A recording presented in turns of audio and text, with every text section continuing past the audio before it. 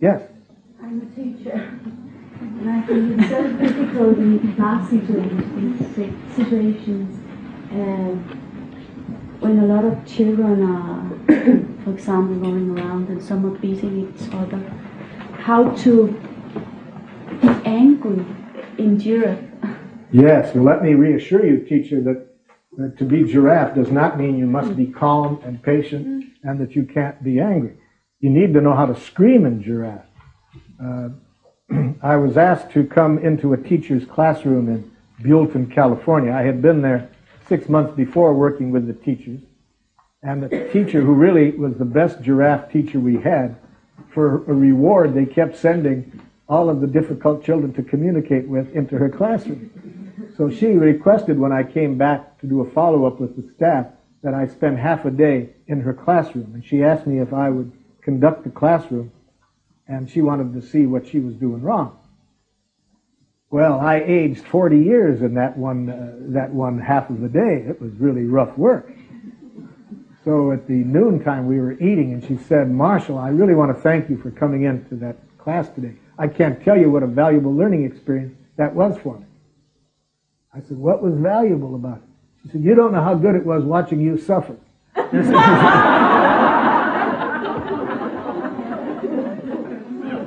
You see, the transition from a Jackal system to a Giraffe system, that transition is a very difficult one, because in a Jackal system, they control people through punishment and reward. Now, when people have had that kind of control by the adults, they don't know internal control. So this transition period, it can really age the Giraffe parent or the Giraffe teacher. So it is one that, especially where the person needs a lot of emotional support from other people. And very often, unfortunately, the teachers tell me instead of getting that support, they get jackaled by the administration. You see, who come in and the class isn't in order in the way they have defined it. So, pick a situation, and I'll see if I can show you more concretely how this can be applied. So, two children are fighting. Okay, now, in one school, they wanted me to, the school that had the most fighting in this school district, they wanted me to demonstrate how to deal with children who were fighting in a Giraffe way. And they had the educational television people come to the school that day with their cameras, and the teachers were notified that if there was a fight that day, they were to bring the two fighters down to me in the courtyard, and then we would make a videotape of me solving it. And that morning, I remember that the school administrators worrying about all the trouble they had gone to get the television people there. They said, "What if there isn't a fight today?" Well, no problem. About one time I looked up, they were lined up about 8 deep waiting for me to do it. So now how do we deal with this? So here's two people fighting. Pretend like this is a jackal. He starts, give me that ball. No, you're hitting each other. Now, of course, you got to, first of all, stop it using whatever force is at your disposal. So maybe I have to hold them by their ears. Now, what do?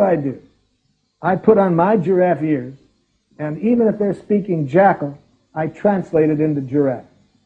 He's always butting into everybody's game and thinks he's better than everybody else. That's a lie. I do not. Excuse me, Jackal, too. Excuse me. So you feel very frustrated and grabs the ball without asking, and you would like him to ask first. Yeah. See what I did? I just put Giraffe ears on, translated the Jackal language into what his feelings and needs were.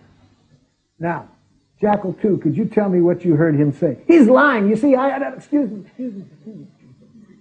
Could you tell me what he said? He's always making up stories. Could you just tell me what he said? Say it again. I heard him say that he gets frustrated when you grab the ball without asking, because he would really like you to ask before you grab it. Yes, but he never gets it. Excuse me. Can you tell me back what you heard him say? Incidentally, this same process that I'm demonstrating, I use it each year in my work. Sometimes these are two groups that I'm dealing with, not two individuals. Recently I was with a group of immigrants on one side, and a group of landowners on another, that had had progressive acts of violence between the two groups in their community. About a month after that, I was with the police department and some citizens who were accusing the police department of racist characteristics. I'm also doing some work between Palestinians and Israelis, between some Croatians. Michael, please, will you talk a bit slowly? Thank you. Between some Croatians and some Serbians. The process is exactly the same that you're seeing me demonstrate between the two children. People often do not have a language that helps the other person to see what's going on in their heart. So you loan it to them as the mediator in this case. You hear the feelings and needs, and then you get the other side to say it back. Not going to be easy, because very few people are trained to listen. This is a world where everybody wants to talk and nobody wants to listen. But we're now also teaching the children, you see, another way of resolving differences. Now, the big problem, of course, is that what is the rest of the class doing while I'm taking the time to help these people communicate in this way? Well, one thing that they're doing, they're learning a new way of resolving conflict. And this will probably take less time, because once we have these two people really hearing each other and resolving it, understanding each other's feelings and needs, they're not as likely to have repeated conflicts in the future. Now, of course, as the teacher, this does take a lot of my time.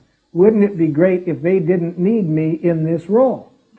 So that's why I want to spend time with these students every day, learning how they can use Giraffe to resolve their own conflicts without my having to be involved. A teacher that I worked with has written a book called The Giraffe Classroom.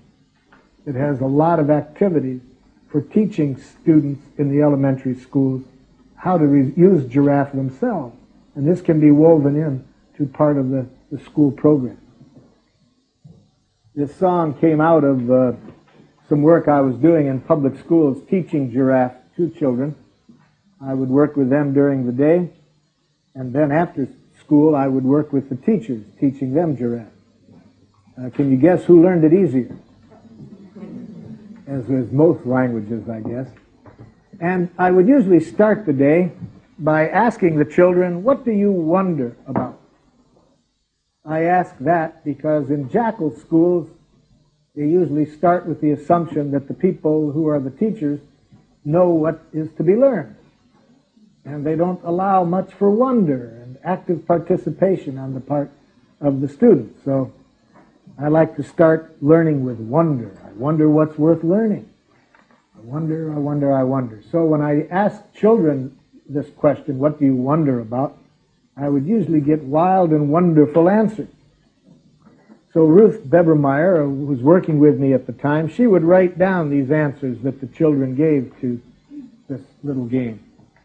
And she told her sister about it, and the sister taught first graders, and she went and tried it with her classroom. What do you wonder about? And she came back to supper that night very excited about how the children responded.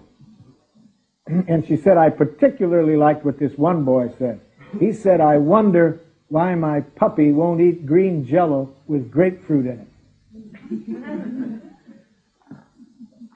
So Ruth remembered these that she had been writing down, and so she wrote this song that night. Most of these answers came directly from the children. And of course, this song is called I Wonder. I wonder why my dog won't eat green Jello. I like the wiggly way it melts inside. I wonder when a turtle pulls its head in, is it so dark it's scared to be inside? I wonder if a rock likes being hard. I wonder if the sky likes being blue. I wonder if butterflies like butter.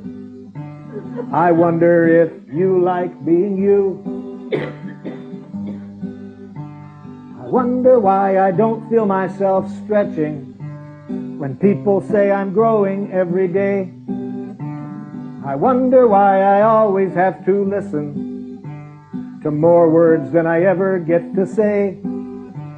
I wonder if the grass cries when it's cut. I wonder if the rain hurts when it falls. I wonder if the earth gets dizzy turning. I wonder if little worms feel small.